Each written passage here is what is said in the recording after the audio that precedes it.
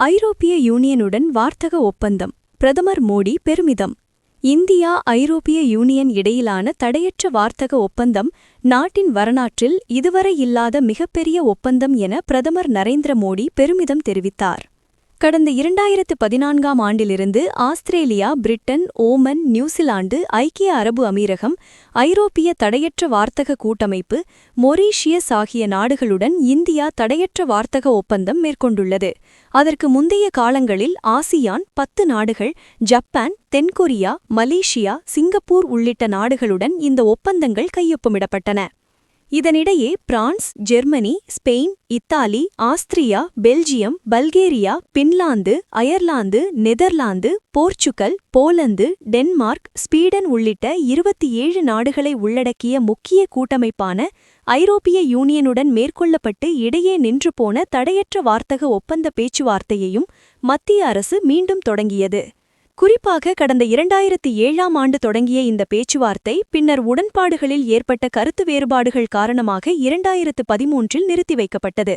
பின்னர் மத்திய அரசு மேற்கொண்ட முயற்சிகள் காரணமாக கடந்த 2022ஆம் ஆண்டு ஜூன் மாதம் முதல் இந்த பேச்சுவார்த்தை இருதரப்பிலும் மீண்டும் தொடங்கி நடைபெற்று வந்தது. இந்த ஒப்பந்தம் தில்லியில் செவ்வாய்க்கிழமை இறுதி செய்யப்பட்டது. ஐரோப்பிய யூனியனுடன் வார்த்தக ஒப்பந்தம் இறுதி செய்யப்பட்டிருப்பதை இந்தியா ஐரோப்பிய யூனியன் இடையேயான வார்த்தகம், பாதுகாப்பு, மக்களுக்கு இடையேயான உறவு என பல்வேறு துறை சார்ந்த உறவில் புதிய அத்தியாயத்தின் தொடக்கம் என்று ஐரோப்பிய கவுன்சில் தலைவர் அன்டோனியோ கோஸ்டா தெரிவித்தார். அனைத்து ஒப்பந்தங்களுக்கும் தாய் போன்ற வார்த்தக ஒப்பந்தத்தை இருதரப்பும் இறுதி செய்திருக்கிறோம் என்றும் அவர் பெருமிதம் தெரிவித்தார். ஐரோப்பிய ஆணையத்தின் தலைவர் உர்சுலா வான் டெர் லெயன் கூறுகையில், ஐரோப்பாவும் இந்தியாவும் இன்றைக்கு வரலாறு படைத்திருக்கின்றோம். அனைத்து ஒப்பந்தங்களுக்கும் தாய் போன்ற ஒப்பந்தத்தை இறுதி செய்திருக்கிறோம். 2 கோடி மக்களுக்கான தடையற்ற வார்த்தக ஒப்பந்தத்தை உருவாக்கியிருக்கிறோம். இருதரப்பும் இதில் பலனடைவர். இது ஆரம்பம் மட்டுமே. ராஜனீய உறவை மேலும் வலுப்படுத்தும் வகையில் இருதரப்பு உறவு மேலும் வளர்ச்சியடையும் என்றார். பேச்சுவார்த்தை இறுதியாகியுள்ள நிலையில் உரிய சட்டபூர்வ நடைமுறைகளுக்கு பின் இருதரப்பும் முடிவு செய்யும் ஒரு தேதியில் தடையற்ற வார்த்தக ஒப்பந்தம் முறைப்படி கையொப்பமிடப்படும். அதற்கு குறைந்தபட்சம் 6 மாத காலம் ஆகலாம் என மத்திய அமைச்சரவை வட்டாரங்கள் தெரிவித்தன. இதன் மூலம் இந்தியாவின் 22வது தடையற்ற வார்த்தக கூட்டாளியாக ஐரோப்பிய யூனியன் உருவெடுக்க உள்ளது. இந்தியாவும் ஐரோப்பிய யூனியனும் 2004ஆம் ஆண்டு முதல் ராஜனீய உறவை கொண்டுள்ளன. இந்தியாவின் மிகப்பெரிய வார்த்தக கூட்டுறவு நாடாக ஐரோப்பிய யூனியன் விளங்கி வருகிறது. 2024-25ஆம் நிதியாண்டில் ஐரோப்பிய யூனியனுடனான இந்தியாவின் மொத்த சரக்கு வார்த்தகம் ரூபாய் 12.47 லட்சம் கோடியாக $136 பில்லியன் உள்ளது. ஏற்றுமதி ரூபாய் 7 லட்சம் கோடி அளவிலும், இறக்குமதி ரூபாய் 5.5 லட்சம் கோடி அளவிலும் இந்தியா செய்து வருகிறது.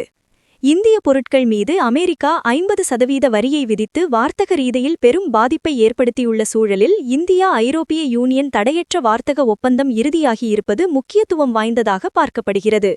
இந்த உச்சிமாநாட்டில் இந்தியா ஐரோப்பிய யூனியன் இடையே முக்கிய பாதுகாப்பு கூட்டுறவு ஒப்பந்தமும் தடையற்ற மக்கள் போக்குவரத்து ஒப்பந்தமும் கையொப்பமானவை. அதன் மூலம் இருதரப்பிலான பாதுகாப்பு ஒத்துழைப்பு மேலும் வலுப்படுத்தப்பட உள்ளது.